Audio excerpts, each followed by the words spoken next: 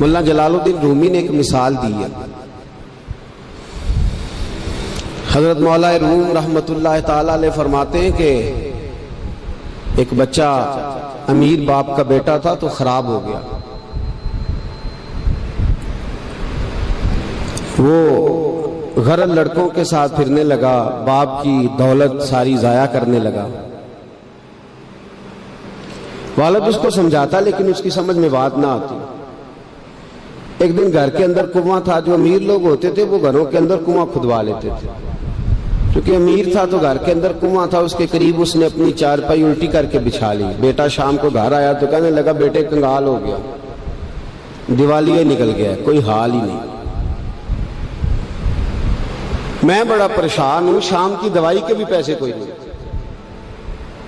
جا کہیں سے 2 آنے لا، میں نے دوائی لینی ہے. اس نے کہا ابا جی مسئلہ ہی کوئی نہیں. دوست کے دروازے پہ دستک دی. دوست باہر آیا، کٹھے کھاتے رہے تھے ٹکے بٹیرے. باہر آیا، ہاں جی. اس نے کہا 2 آنے چاہیے. کوئی مسئلہ نہیں، سجن ہے تو اپنا. 2 آنے دے دیے، لا کے ابا جی کو دیے.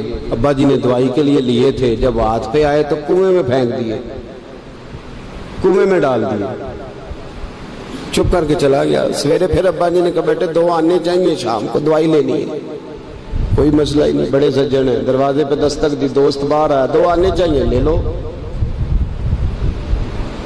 ابا جی کو دیے، کنویں میں پھینک دیے. تیسرا دن، چوتھا دن، سجنوں کو پتا چل گیا کہ بھوکا ہو گیا ہے. خبر پہنچ گئی، آج 2 آنے لے آنا ہے. نے کہا کل میرے کو بھی کھڑے سو. اب شہرت ہو گئی کہ اب اس کے پاس شے بھوکا ہے. اب دروازے بند ہونے لگے، کھڑکیاں بند. انہوں آدھے میں کار کو نہیں. اب حال جو تھا وہ خراب ہونے لگا. کوئی نہیں پوچھنے والا، پریشان ہو گیا. ابا جی نے تو 2 آنے مانگ لینے ہیں شام کو. ملا رومی رحمت اللہ تعالیٰ علیہ فرماتے ہیں شام ہوئی، صبح دن چڑھا تو اٹھا. ابے نے کہا 2 آنے. اپنے شہر میں مزدوری بھی نہیں کر سکتا تھا، سارے جانتے تھے کہ چودھری صاحب کا بیٹا ہے، سیٹھ صاحب کا بیٹا ہے. دوسرے شہر چلا گیا. میری باتوں کی سمجھ آ رہی ہے آپ کو؟ دوسرے شہر گیا، مستریوں کے ساتھ مزدوری کرنے لگ گیا. شام ہوئی تو چھالے پڑ گئے ہاتھوں، پیروں تک پسینہ نکل گیا. سخت آزمائش کا شکار ہو گیا. 2 آنے کما کے لایا اور وہ آنے ہاتھ پہ رکھے تو اپنا ہاتھ بھی چھوڑتا نہیں ان پیسوں کو. ابا جی کو دیے نا جب، تو ابا جی نے پھینکے کنویں میں تو بیٹے نے ماری چیخ. میں کہا ابا جی دماغ کم کردہ جے، بوڑھے ہونے کے ساتھ ساتھ سٹھیا تو نہیں گئے آپ؟ انہوں نے کہا کیا ہوا بیٹے؟ کہا 7 دن ہو گئے ہیں 2 آنے دیتا ہوں، آپ کنویں میں پھینک دیتے ہیں. انہوں نے کہا پتر میں کو پہلے دن سٹے نے، تو آج کچھ ہی ہے، پرسوں بھی پھینکے ترسوں بھی پھینکے. توجہ ہے مسلمانوں میری بات پر؟ اس نے کہا 7واں دن ہے تو میں نے پرسوں بھی پھینکے تھے، ترسوں بھی پھینکے تھے، اس سے پہلے بھی پھینکے تھے، تو چیخا نہیں. اس نے کہا ابا پہلے ادھار کے تھے، آج بولے نا، سارے بولے محنت کے ہیں. آج پہلے ادھار کے تھے، آج تکلیف ہوئی ہے. تڑپ گئے ملا رومی. کہنے لگے تو نماز اس لیے نہیں پڑھتا کہ تیرا مذہب مفت کا ہے، تو داڑھی کے بعد 2 سال بعد اس لیے کرتا ہے کہ تیرا مفت کا مذہب ہے. تو کہتا ہے پرسوں ترسوں شروع کروں گا، تیرا مفت کا مذہب ہے. ملا رومی کہنے لگے اگر تو نے قدر پوچھنی ہو تو پیسے خرچ کر مدینے جا اور جنت البقیع میں بی بی فاطمہ کی قبر پہ کھڑے ہو کے پوچھ دین کتنی قدر والا ہے. پوچھنا حضرت فاطمہ سے.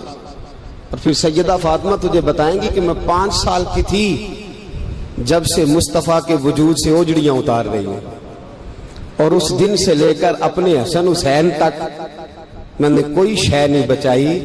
مسلمانوں نماز نہ چھوڑنا، یہ دین ہم نے بڑی مشکل سے حاصل کیا ہے. مسلمانوں قرآن نہ چھوڑنا، یہ دین بڑی. فرمایا جا تجھے بتائیں گے وہ یہ کتنا قدر والا ہے. وما قدر اللہ کا قدر ہی، تجھے کیا پتا؟ تیرا کوئی بچہ کربلا میں شہید ہوا ہے، تجھے کیا خبر؟ تیری کوئی ماں نے پتے کھا کے گزارے کیے؟ تجھے کیا اس دین کی قدر ہو؟ تو نے کوئی تھپڑ کھائے ہیں دین کے لیے؟ تجھے کیا پتا ہو؟ تو مفت میں کہتا ہے پرسوں رکھ لوں گا، ترسوں رکھ لوں گا، میں شروع کرتا ہوں، میں دیکھتا ہوں، میں آتا ہوں، میں بس فلاں کر. کیسے؟ تجھے کیا خبر ہو؟ دین نبی دا او کی جانن دنیا دار کمینے، دین نبی دا جانن والے سو گئے وچ مدینے. کیسے قدر کا پتہ چلے؟ پوچھنا حضرت بلال سے کتنا مہنگا ہے یہ. حضرت عمار بن یاسر کی قبر پہ کھڑے ہو ملک شام میں جا کے، وہ تجھے بتائیں گے دین بڑا مہنگا ہے، بڑی مشکل سے لیا ہے، بڑی مار کھائی ہے.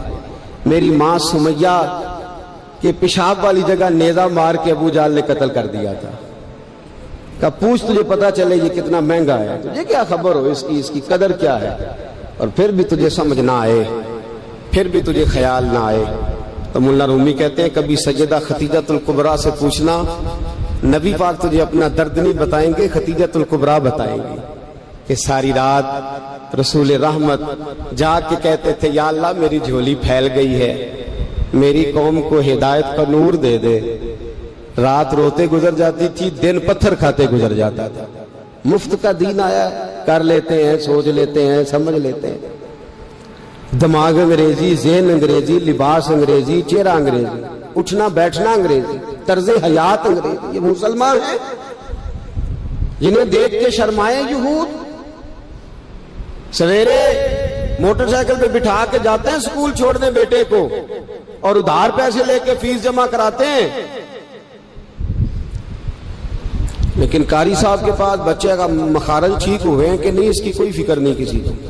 قرآن شریف ہے، قاری صاحب پڑھانے آئے ہیں سائیکل پہ، بیچارے 1000 روپیہ لینا ہے انہوں نے، وہ باہر کھڑے ہیں دروازے پہ، اور نواب صاحب کے بچے اندر بیٹھے. تو کہتے ہیں اوہ قاری صاحب تو ہم دسنا یاد نہیں رہا، بچے پرسوں نے نان کے ٹر گئے نالے تسی تے قاری ہو، ایڈے کو قاری ہو، چھوٹے جے مسجد دے مولوی ملوانے، پھر آ جائے پھر کیڑی گل ہے. ہاں وہ ایم ایس سی والا ٹیچر ہوتا تو اس کو پہلے کال جاتی یا آج آپ نے نہیں آنا. آپ وما قدر اللہ حق قدر ہی.